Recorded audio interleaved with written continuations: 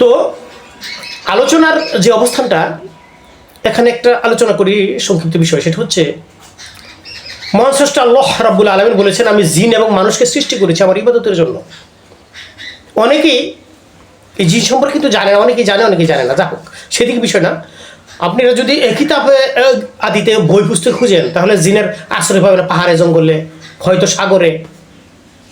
এরকম হাদিস আছে রাসূলের জবান পবিত্র জবানের কথা বলে যে জিন থাকে কোথায়, মানুষের টয়লেটে, যেটা পায়খানা আছে না সেখানে রাসূলের নামে চালায়, এরকম যে রাসূল জিনের এই অবস্থানগুলো বলে গেছেন।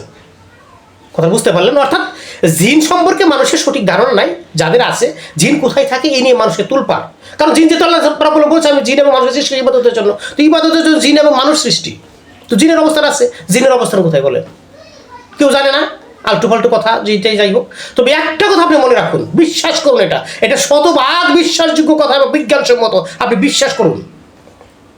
সেটা হচ্ছে জিন, এই যে প্রচলিত আমরা মানুষ আছি না, আমাদের মানুষের মানসিক অবস্থার একটা স্তর হচ্ছে জিন, জিনের অবস্থান সেখানে। এই জাগতিক ব্যাপারও দেখি না, জিন মানেই তো শয়তান বুঝি, দুষ্ট বুঝি না, ভালো আছে তাদের মধ্যে। এই যে আগে শ্রেণীর জানলে আছে বলে জিন বলেই দুষ্ট শয়তান তাই বলে না, জিনদের মধ্যে জান্নাতি আছে জাহান্নামী আছে, তাদের ইবাদতে তো সৃষ্টি করা হয়েছে, তাদের জান্নাত এবং জাহান্নাম আছে, সুতরাং ভালো মন্দ বিষয়, জিন মানে শয়তান নয়। তবে হ্যাঁ, শয়তান বলতে যে কথা যেটা আমরা বুঝি আমি এখানে ব্যাখ্যা করবো না, আমি শুধু জিনদের সম্পর্কে কথা বলছিলাম। জিন একটা কথা জেনে রাখুন, বদ্ধমূল করুন, আপনার জ্ঞানটাকে পরিপক্ক করার জন্য চেষ্টা করুন। কি জিন হচ্ছে এই মানুষের মধ্যে মানব জাতির মানবিক একটা স্তরের নাম হচ্ছে জিন। জিন মানুষের মধ্যে, অর্থাৎ এক শ্রেণীর মানুষের মধ্যে জিন, জিনের অবস্থান। এটা বুঝবেন কিভাবে? এটা বুঝবেন যে মানুষ অশুদ্ধ, অপবিত্র অন্তরের দিক দিয়া, শারীরিক দিক দিয়ে তো আমরা দেখতে পারি, তাই না? এটা তো পরিষ্কার পরিচ্ছন্ন করা যায়। আপনি অপবিত্র থাকতে পারবেন, আবার যদি পবিত্র করতে পারবেন নিজেকে, এটা সমস্যা না। সমস্যা তার অন্তঃকরণ দেখতে হবে, জ্ঞান বুদ্ধি দিয়ে অন্তঃকরণ দেখতে হবে, যে অন্তরের দিক দিয়ে অপরিশুদ্ধ নাপাক। বুঝবেন কিভাবে? তুচ্ছ ঘটনাকে মানে তুলে ধরে বিরাট ভাবে, বুঝেন নাই? তুচ্ছ ঘটনা তুলে ধরছে বিরাট ভাবে, প্রচার প্রকাশে একটা তুচ্ছ ঘটনা যার কোনো মূল্য নাই। যারা অপবিত্রতার সাথে চলতে পছন্দ করে, যারা সৎ পছন্দ করে না, যারা বাতিলের সাথে চলতে পছন্দ করে, তারা এক প্রকার জিন, তাদের মধ্যে এক প্রকার জিনের অবস্থান। বুঝতে পারলেন? মানে উল্লেখযোগ্য কিছু নাই, ওই বললাম না, নাপাক অশুদ্ধ অন্তর, তুচ্ছকে বিরাট মনে করে, একটা মামুলি বিষয়কে তারা বিরাট করে দেখায়, হই হুল্লুর করে সহিত যাপন করে, নিজেকে যাপন করা দিয়ে চায়, এটা মানুষের সামনে প্রচার প্রকাশ করে। এক শ্রেণীর মানুষ আছে, দেখবেন আপনি অন্তরের দিক দিয়ে অশুদ্ধ, অপরিপক্ষ, নাপাক,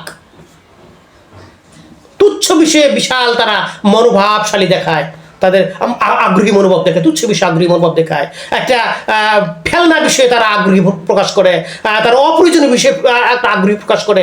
এইরকম মানুষ যারা আছে, এইরকম মানুষের মানসিক অবস্থান যেটা আছে, এই মানসিক অবস্থানের স্তরটা হচ্ছে জিনের অবস্থান।